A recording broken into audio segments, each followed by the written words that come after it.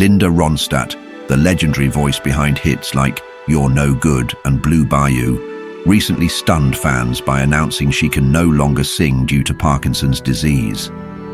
For decades, her life seemed like a whirlwind of success and accolades, but behind the fame lingered a quiet loneliness and an air of mystery. Now 77, Linda has decided it's finally time to pull back the curtain on what truly shaped her life and career. Yet the question remains, how did she handle her meteoric rise to stardom, and what led to the lows that dogged her footsteps at every turn?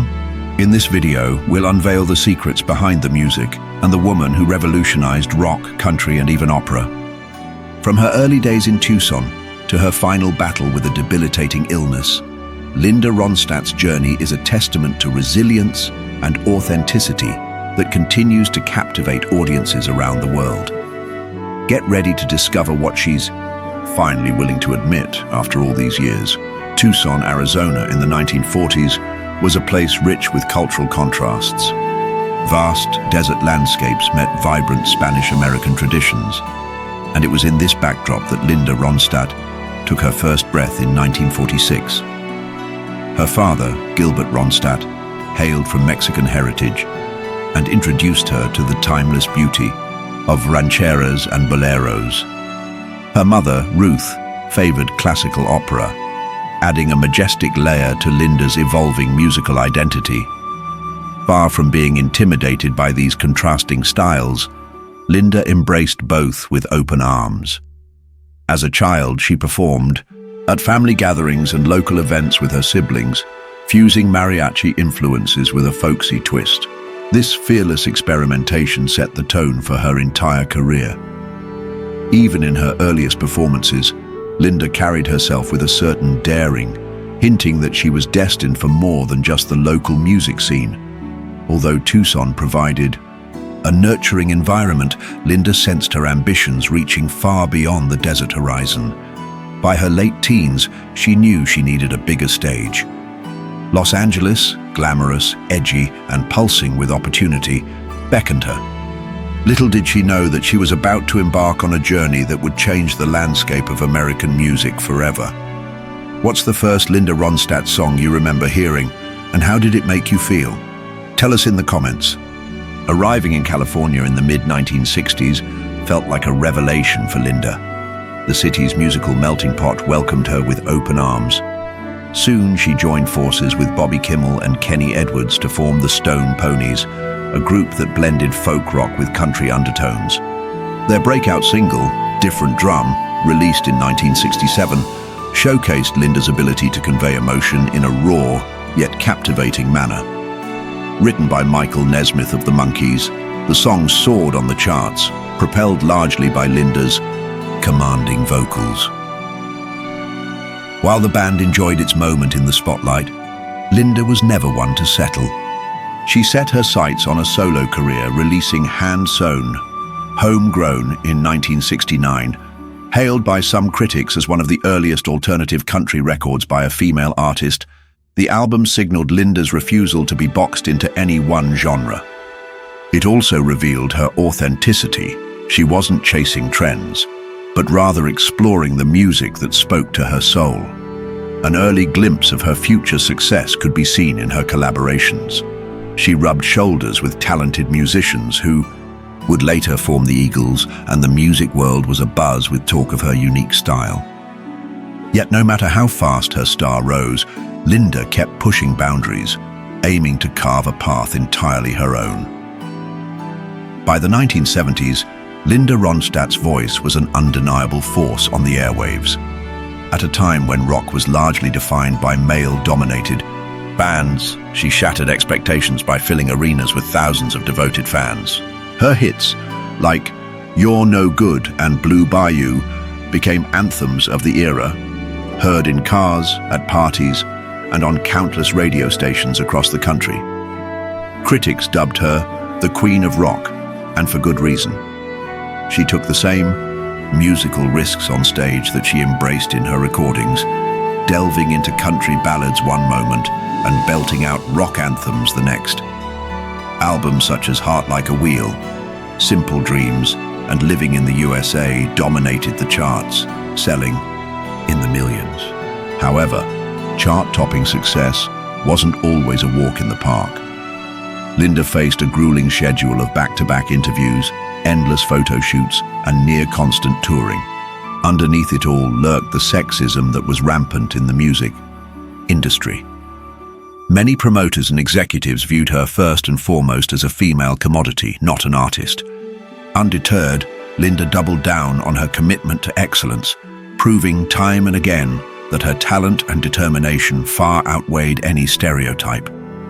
Which Linda Ronstadt album was your favorite? Share your thoughts below. Fame often comes with a hidden price, and Linda's skyrocketing career was no exception. While fans cheered her name, Linda found herself increasingly isolated. She described touring as an endless loop of sound checks, hotel rooms, and fleeting interactions. Even though she was surrounded by bandmates and admirers, the whirlwind of life on the road left her disconnected from any real sense of home. Moreover, industry insiders saw her as a surefire success, a moneymaker, prompting them to push her for more albums, more tours, and more appearances. Linda confessed she sometimes felt like everyone wanted something from her, making it difficult to know who genuinely cared about her well-being. This undercurrent of skepticism and distrust weighed heavily on her, fueling quiet moments of self-doubt. Yet every night when stage lights flooded the venue, Linda transformed. In those moments, she set aside her fears, dedicating herself fully to her performance. It was her way of repaying the fans who supported her music, a testament to her commitment to delivering authenticity, even in the midst of personal turmoil. Linda Ronstadt's personal life often mesmerized the public, almost as much as her music did. She had relationships with key figures in music, politics, and entertainment, capturing headlines along the way. Early on, she dated John Boylan, a producer who helped shape her budding career. Their partnership was both personal and professional, reflecting Linda's intense devotion to her craft. Later, she was romantically involved with J.D. Souther, the gifted songwriter who wrote or co-wrote hits for the Eagles and collaborated with Linda on various projects. The chemistry between them was undeniable in their music, but personal differences ultimately drove them apart.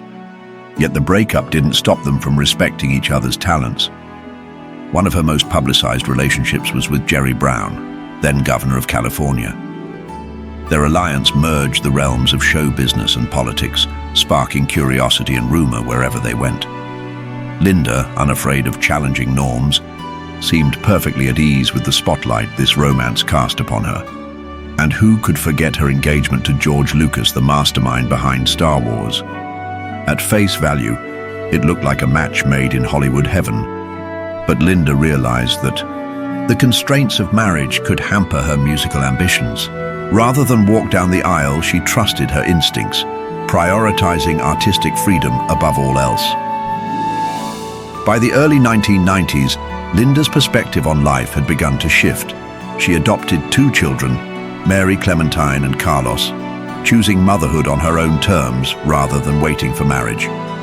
This decision surprised those who saw her as perpetually wedded to the rock lifestyle, but Linda had always marched to her own beat. Seeking a calmer environment for her growing family, she returned to Tucson, the city of her childhood.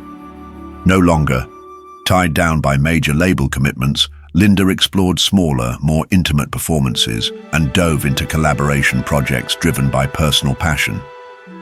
While her peers raced to keep up with current trends, Linda slowed her pace, focusing on what fulfilled her rather than what would top the charts. This period of relative seclusion from mainstream demands gave Linda time to rediscover her roots.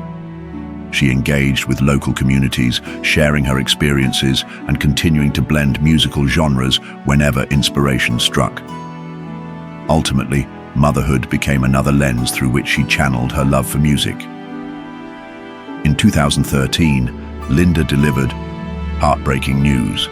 She could no longer sing due to Parkinson's disease.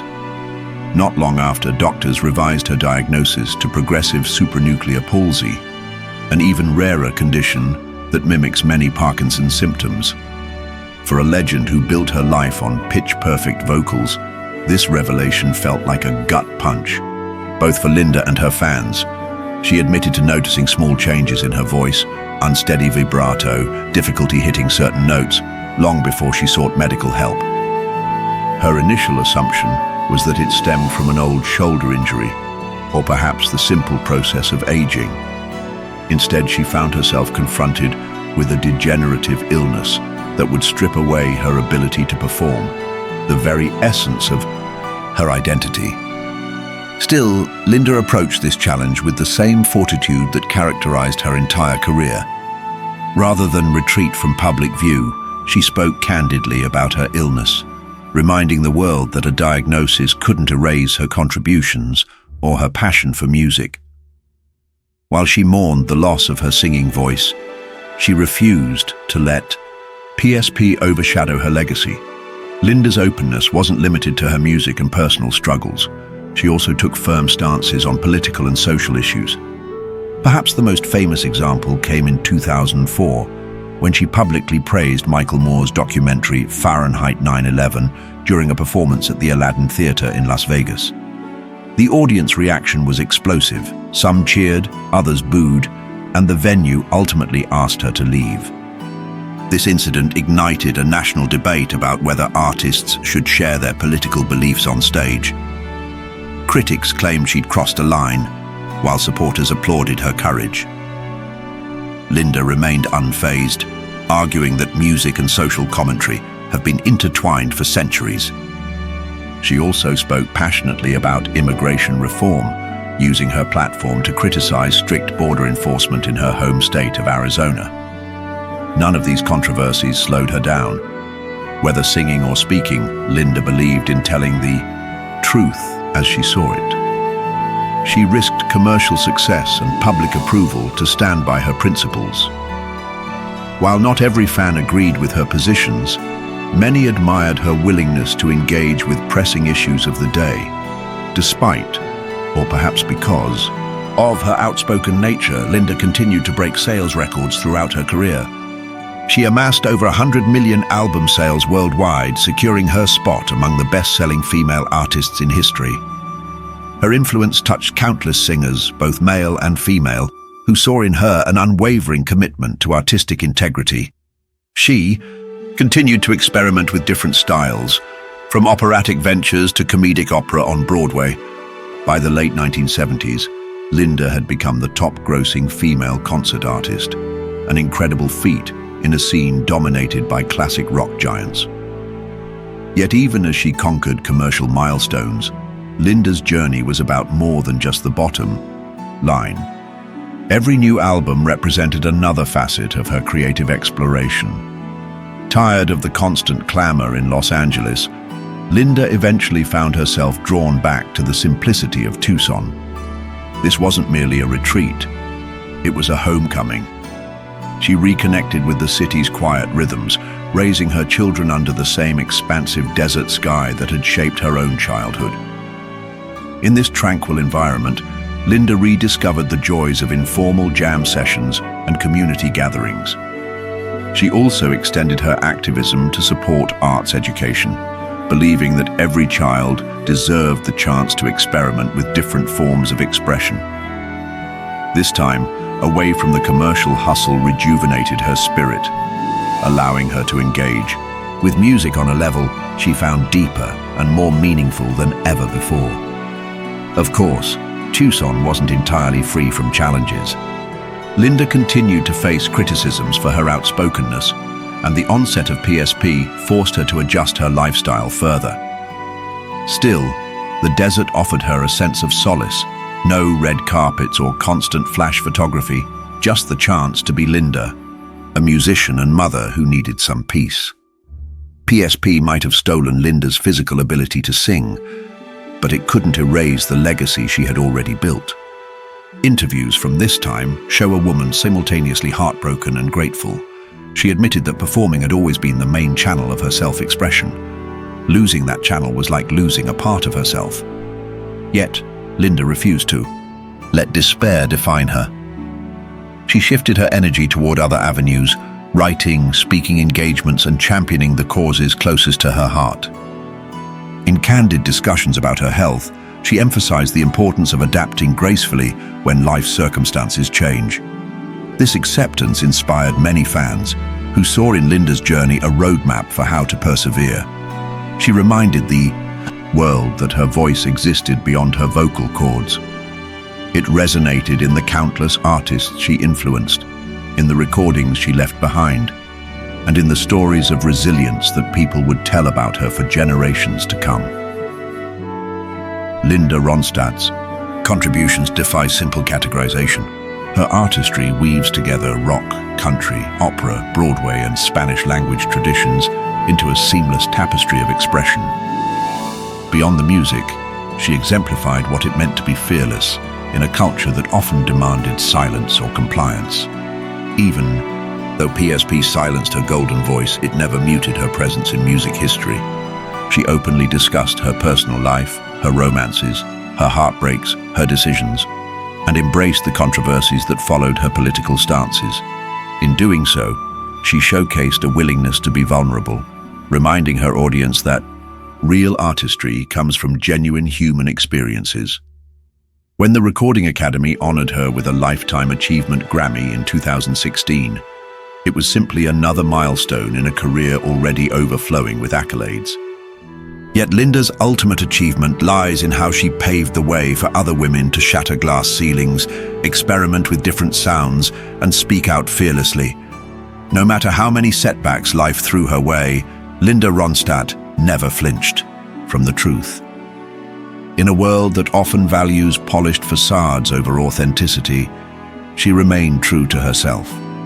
That courage is precisely why we can't look away, and why her story continues to captivate audiences, even now. For more of the latest content and news, check out this video.